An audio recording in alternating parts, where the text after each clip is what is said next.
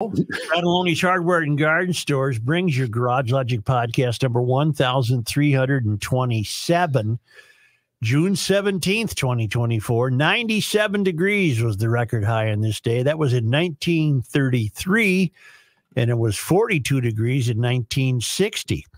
The swimming season is upon us, but it's all over the map from 90 yesterday to about 12 below today. But you know the kids will be swimming the rest of the summer. I hope the beach has been kept free of weeds and algae by Aquacide products. They're made in White Bear Lake. They've been keeping lake shores free of the kids, free of the stuff that kids don't like for more than 60 years. Aquacide products are easy to use. They work quickly. They're registered with the EPA and DNR, and there's no need to let the weeds ruin the summer experience. Go down there with your cell phone, call Aquacide, tell them what you're looking at. They'll get you the right products, and your beach will look great all summer long. Call Aquacide at 1-800-328-9350 or go to aquacide.com. Hail the flashlight king. And now, from the mayor's office above the boathouse on the east shore of Spoon Lake, it's Garage Logic with Chris Reavers manning Technology Corner, Kenny Olson from the Krabby Coffee Shop, John Heidt in the newsroom, and of course, the rookie. Here is your flashlight king, fireworks commissioner, and the keeper of common sense, your mayor, Joe Sushiro. We have occasion to give our listeners a bit of a chuckle. And this comes from, I put the wrong paper on top of the wrong paper. What the hell is it? Oh, this comes from Kendall, who writes, I had to chuckle at a comment on Friday's show when you asked the boys if they knew about the Russian cross-country skiers who perished in 1959. Your crew, of course, all said no. Well, the only reason I'm aware of the incident was because of your radio show 7 or 8 years ago. It was a Halloween episode, and you led with a discussion of the story. You referred to it as Keep You Up at Night Tale, Kendall in Duluth. And I remembered that Friday. I just didn't bring it up. It had come up on this show, but none of you idiots remembered. It was Dyatlov that pass in the Urals. I'm recalling that. No, it's too late now. It's too late now to say that you remembered the damn show. Some guys, some gals, a little mix. And Lily has a note on cervix versus front hole. Oh boy. Oh, I didn't know we'd be okay. Is there a photo included? It's important. Right. We'll get to that in a moment. There's an interesting piece in Alpha News, the way the left ruins the language, but Joe, my name is Lily England, and I was 16 when I started doing bovine AI. I don't mean artificial intelligence. I mean artificial insemination breeding cattle. The Canadian Cancer Society faced backlash after suggesting the use of the term front hole instead of cervix. The decision was made to accommodate transgender men and non-binary individuals, many of whom feel distance from the term cervix. If I were to start breeding cattle through the front hole, my success rate would be 0%. You can't breed cattle through their mouth, and you sure can't breed or milk a bull. Let's leave the anatomy alone and how God designed it. Amen, Sister Lily. But there's another problem with this idiotic abuse of the language. A male cannot get cervical cancer. Fact. Because the male does not have a cervix. Fact. Thank Really? you, Matt. Mm-hmm. What do you mean, really, you short-haired country bumpkin? Back to your Russian skier thing, Such. As soon as you started talking about that story on Friday, I zoned out and started thinking about how the whole landing on the moon was a fake thing in order to get the Russians to spend more money trying to go to the moon. That whole time you're having that discussion, I was thinking we were really geniuses for faking the moon landing. Got out in front of it. Yeah. And I won't dwell on it, but a friend of mine, he'll go by the initial R, went to see his grandson graduate from Roosevelt High School. Oh. And he found exactly what we've been observing, and that is it was chaotic, loud, constant screaming. And he concludes by saying, "My ears are yet to recover." Wow. And generally speaking, not generally, unanimously speaking, every mention I've had of this or email regarding the behavior of kids at their high school graduation has reported the same thing. So I'm of the opinion now. What do you got for me, Matt? Just some fan mail regarding the graduations. Okay, my opinion has become they must all be like that. They're all chaotic. There's no more decorum.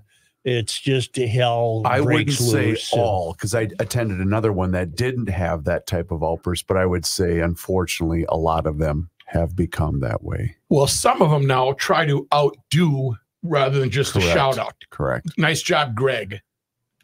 You know, who's Greg? Listening to the show today about the Eden Prairie graduation, this is addressed to you. Yeah. Not me. Yeah. Why'd you give it to me? Well, because do you want to be admonished? He's calling me out, and that's fine. I can take it. This is addressed to Rookie. Listening to the show today about the Eden Prairie graduation, you were very quiet during this discussion. And a few weeks ago, you bragged about whistling and cheering out loud. Is brag capitalized? Yes. All the letters. Yes. At the CDH graduation. As an attendee at many CDH graduations, I know for a fact about the CDH administration stated audience behavior, even asking audience to refrain from clapping. Do you ever stop letting everyone know who you are? It's all about you all the time, making sure your voice is heard and acting like a fourth grader. I have seen you eating dinner at the Pool and Yacht Club, oftentimes with Joe and his wife, busy working the room. Maybe take a cue from Joe and his humbleness. Oh, boy. That's why I wanted to read his humbleness. I got the awkward compliment Is there. that what we make him? He makes us call him that, his humbleness? And whoever wrote this, FR, he didn't pay either for dinner. Let me tell you that something. for sure. Is he really mad at you? I think so. I don't Well, think not that was at in me. jest. Wow. I don't think that was sarcasm. Wow, really? Who's worse Well, than me? No, Well, nobody, Sure and he's right, but Oh, it, no, I mean, it's not sure. his. I hate to It's say not it. his job to point this out. This is my job. Yeah, that's right. Yeah. Hey, So you leave playing the that to roles. us, Stay in your FR. lane. Yeah. Yeah, mind your own business. Yeah. I kind of like it when Rook's around because he'll go and the other people he'll engage with, and then we can just sit there. I don't have to do anything. I don't need to. Let's review the last Twins game. No, we're moving on. No. Okay. Yes. I'd like to bring something up. On the most recent outing between you and your beloved and the CP and Joe, I technically think you get to take off the cost of the flowers off of the bill for the meal because technically you did provide an upfront expense. You owe me $20 for the flowers. And he also paid for dinner too, right? Hell yes. No, I did. I've never picked up. That's what I Are you mean. kidding me? That's Never what I once mean. You in our- pay for In our dinner. 30 years of working together, have I picked up a check? $20 And he still for the keeps calling me. flowers. Hey, you want to go out to dinner Hey, Friday? hey, Yeah. hey, What are hey. you paying for me? I discovered a guy with shorter arms. It's not possible. Archbishop Hebda. Whoa. He said mass Saturday at Okay. our church. Yeah. Careful. And Anticipation match? Mass? and I wanted to meet him afterwards, but I forgot my tooth in the car. Oh. So I Give him the What? grace. Going to church without your teeth. I had to it was raining. Sermon, Father. The hollow Raining. Amen. Amen. Stick a piece of straw in there. It was raining too hard to go get the tooth. And I thought, What the the hell? arches here were going to get hit up for dough. Yeah. But it turns out he was there for a completely different reason. He had conducted a seminar prior to Mass, and as long as he was there, he kindly said Mass, and it was great. Twofer. You got a twofer. But I noticed just physically his arms are short. Oh, So I fine. don't know his custom So, saying, but wait, I've never so- met an arch yet that I haven't bought dinner for. Well, that's true. Yeah. That's true. That's So, okay, you're actually making fun of him for something he can't help. This isn't about getting I'm a not making check fun of him. I'm or just being wondering- tight. You're making fun of him for the way God created him. And Does he have any other deformities you don't like? He's got a big ears. No, or he's a wonderful guy. Is one of his boobs bigger than the other? No, but he's rookie-like in that sense that he's not quite. But that's the way God made him. You're making fun of a guy for I the didn't way mean it to go down this road. the way God created him. Yes, it is. Oh, Must be nice to be so perfect, Mr. Why don't Toothless. you shut up and go drive a grain carter? wow. It's not Archbishop grain cart season. has a phenomenal sense of humor. He's a wonderful guy. He's a really funny guy. And he said I can call him Arch. I said I shouldn't call you Arch. He's like, no, that's fine. There isn't an Arch I haven't called Arch. We'd like to be called Your Eminence. Are we Except doing a that show one today? guy. Instead, I never saw him. he was a hardliner. There was no room for nonsense with him. Alpha News calls this a war of words, how the left controls language. Many of the words and phrases we hear aren't by accident. Dan Curry explains how the Language Watch video program exposes the truth behind leftist attempts to define and control what we say and think. We often hear phrases like climate change and gun violence and gender-affirming care on repeat in the media. And it may seem like a war of words and the hijacking of language to promote leftist narratives. A new campaign called Language Watch aims to expose how common phrases are being used as propaganda and how to fight back against words and phrases that are misleading America.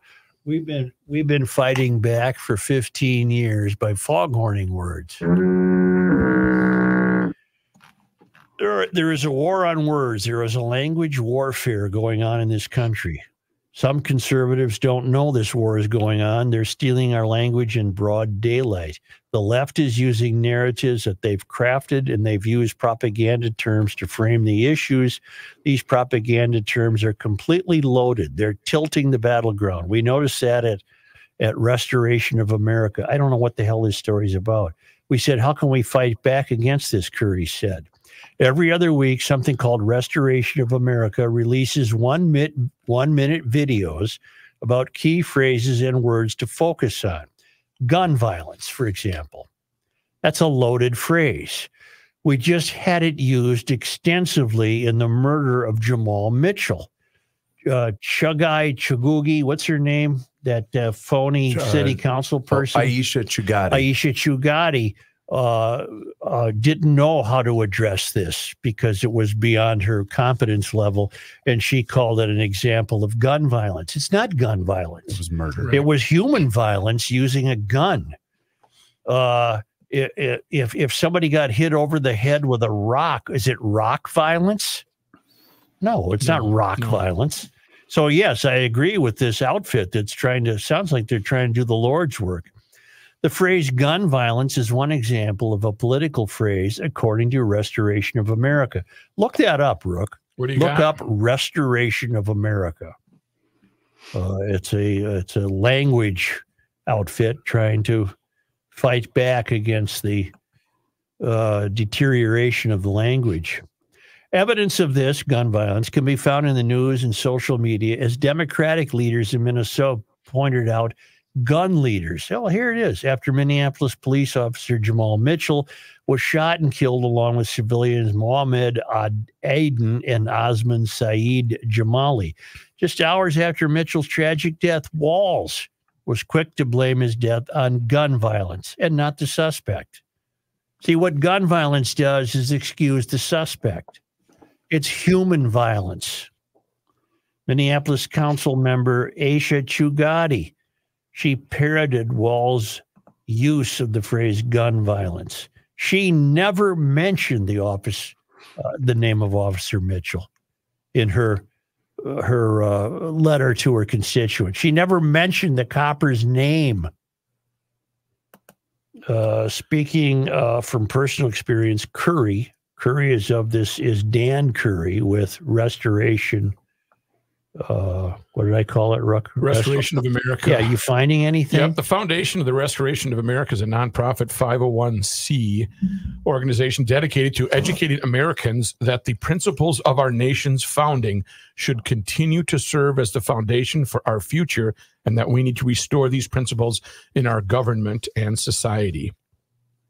Then they quote Ronald Reagan on freedom. So you can donate. That's pretty much. Thank you. Here's the mission. Oh, I just found their mission. Where are they based? That might be too tough for you. I'll look. All right. Restoration of America has released a video about the phrase climate change as part of its Language Watch program. In pointing out the problems with the highly politicized phrase, Curry said, if you go back and follow history and follow how we use language around climate, it used to be called global cooling.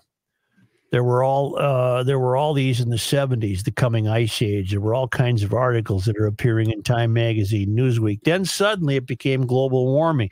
Well, I explained that to you all.